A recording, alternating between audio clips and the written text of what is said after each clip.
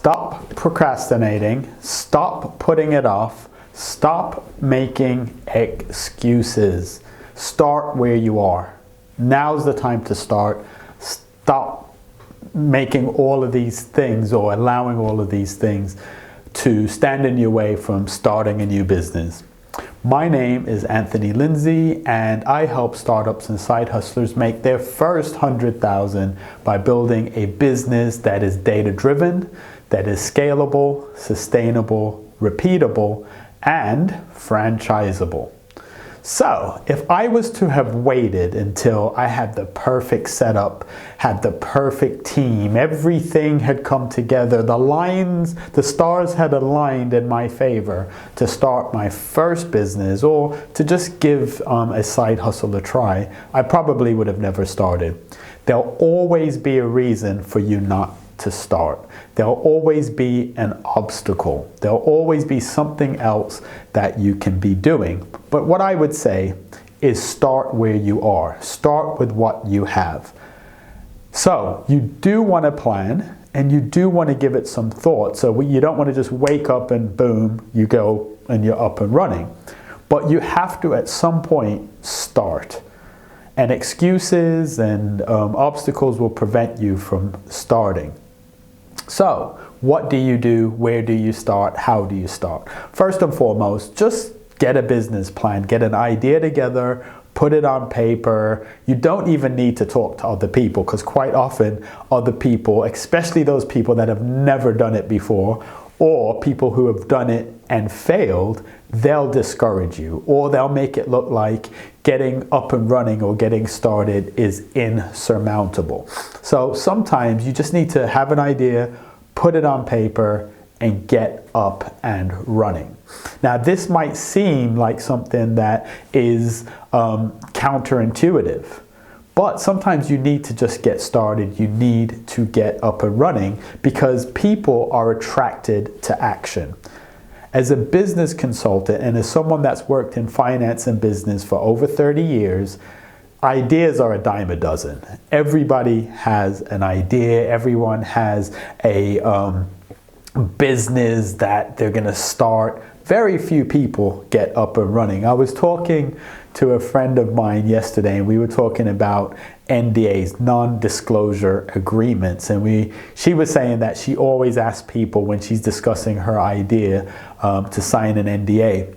And as someone who used to build websites as a standalone product, quite often people would come to me with their website and their business idea and say, oh, I need for you to sign an NDA, which happy to do it. One thing that I would say is most people don't even move forward with their own business idea.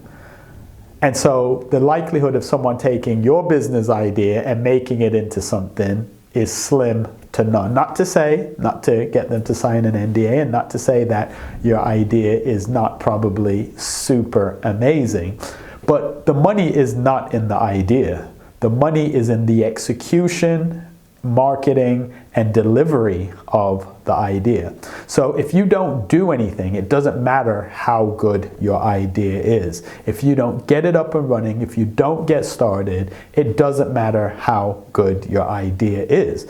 Conversely, you can have a bad idea that's marketed well and promoted well, and something can become of it. I always talk about the pet rock. There actually used to be something called a pet rock, where people would buy a pet rock. I think it was in the 50s or 60s in the US, but that just goes to show anything can work if marketed, and nothing will work if you never put the idea out there. So within that, what I would say, once you get your business up and running, once you get started, make sure that you are looking at the data. Make sure that you've put some metrics in place to be able to determine if that thing is working, what's working about it, how it's working, why it's working, and also understand what is not working. That way you can stop doing those things or you can change it. Now, in your business and as you're up and running, one of the things that I always recommend is to under-promise and over-deliver. Under-promise and over-deliver. As a startup or as a side hustler, it's very easy to get into this thing where you just promise the world. where you're convinced that you can do this thing better than anyone else on the planet. And what that does is it sets an expectation that quite often cannot be met, or it cannot be met consistently. And what you want to do is make sure that whatever product or service you're delivering, you're able to meet that customer expectation every single time. Ideally, you want to exceed it, but you at very least want to meet it. So if the first time someone engages with you, you pick up the phone on the first call and you turn around the service in 24 hours, you've set them with that expectation. Now, if you know that you can do that 99.9% of the time, that's fine. But it is also an idea to say, well, if you know you can do something in 24 hours, say, well, that's a 48-hour turnaround, and then deliver it in 24 hours. Because at least that way you have that breathing space to be able to, if the next time around you can't do it in 24 hours, you build that breathing space that you can have that additional day and still be able to deliver quality. So you need to look at what you're able to do right now and get moving with whatever you have right now. Don't wait for other people. My wife Layla has a graphic design business, and people approach her with these ideas for their logos, and she's very quick in what she does. She does a great job, but her turnaround is quite good. Now, I know people who have gone to graphic designers, not Layla, but gone to other graphic designers, and I'm doing a project for them, or I'm helping them start their business, and they're like, oh, I'm waiting for the graphic designer, or I'm waiting for the web designer, or I'm waiting. I find that that's usually an excuse. There's always someone that can turn that thing around quicker. So if someone is waiting for team members, or the graphic designer, or the web designer, or the copywriter, usually that's just a form of procrastination. So as you're getting your business up and running, don't wait on people. Don't wait on people to get behind you and support your idea. And don't do that thing. I've seen people do this, and this is another one of those things that people do quite regularly. They come up with some ideas, and they have this committee of people, quite often people who aren't in business themselves or don't have expertise in the area, and they put this idea out to the people for the people to give them feedback, for them to decide if they want to move forward or not. Don't do that. That's not to say that you cannot have a mastermind group or get ideas or feedback from people. But you don't want whether or not you're going to start your business, you don't want that to be determined by other people who aren't professionals in the area and probably aren't your customer anyway. You don't want them to determine if and when you get up and running.